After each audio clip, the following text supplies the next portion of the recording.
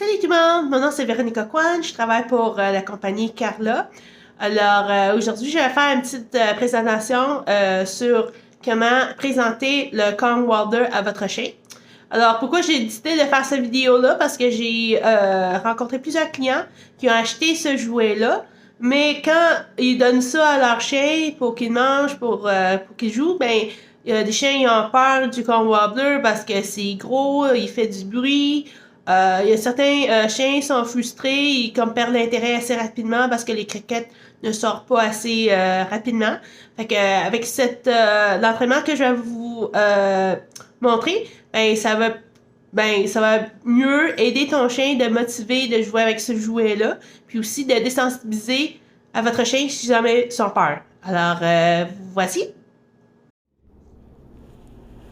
Alors, la première étape, c'est l'introduction du Kong Wilder. Fait que qu'est-ce que je fais? J'ouvre le Kong dans les deux parties. Fait que je mets de la nourriture dedans. Fait que le chien va le manger. Fait que je veux relier une bonne association avec ce Kong-là, que le Kong apporte de la nourriture et c'est plaisant pour le chien. Fait que je vais refaire ça quelques fois pour assurer que mon chien aime bien le Kong Wilder. Alors, pour la deuxième étape, c'est d'apprendre à votre chien de pousser le jouet. Fait que ici, je vais expliquer un petit peu plus tard comment faire ça. Juste regarder la vidéo. Hey!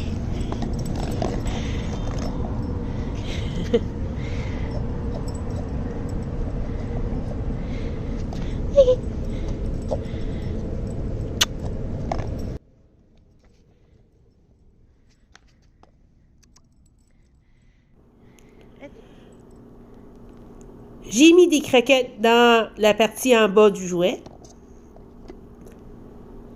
Sans que le chien les mange, c'est sûr. Je mets de l'autre partie en haut dessus, en laissant un trou pour que le chien sente l'odeur des croquettes. Aussitôt que mon chien s'approche ou touche un petit peu le jouet, je relâche la partie en haut, puis le chien a l'accès des croquettes.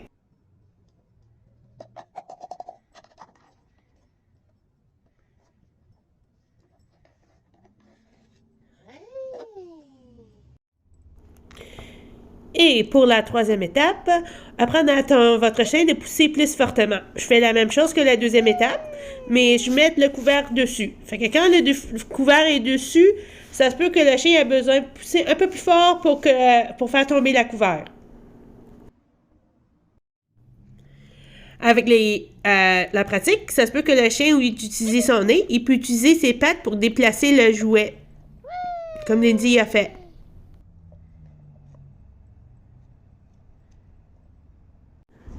Alors, pour la quatrième partie, on donne le jouet avec rempli de récompenses ou de croquettes dedans. Et pour garder la motivation et le chien en succès, quand le chien s'approche, touche ou fait bouger le cogne, je lance des croquettes ou des récompenses sur lui.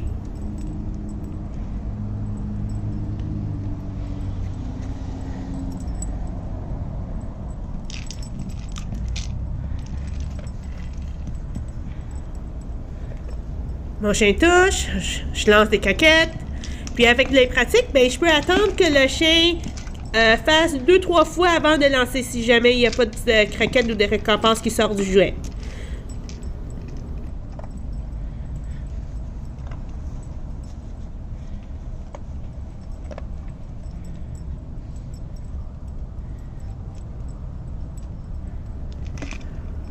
Alors, il a touché une fois, 2 fois, 3 fois. OK, il n'y a pas de sortie, fait que je lance des croquettes. Fait que le chien, on garantit que le chien est toujours en succès avec ça.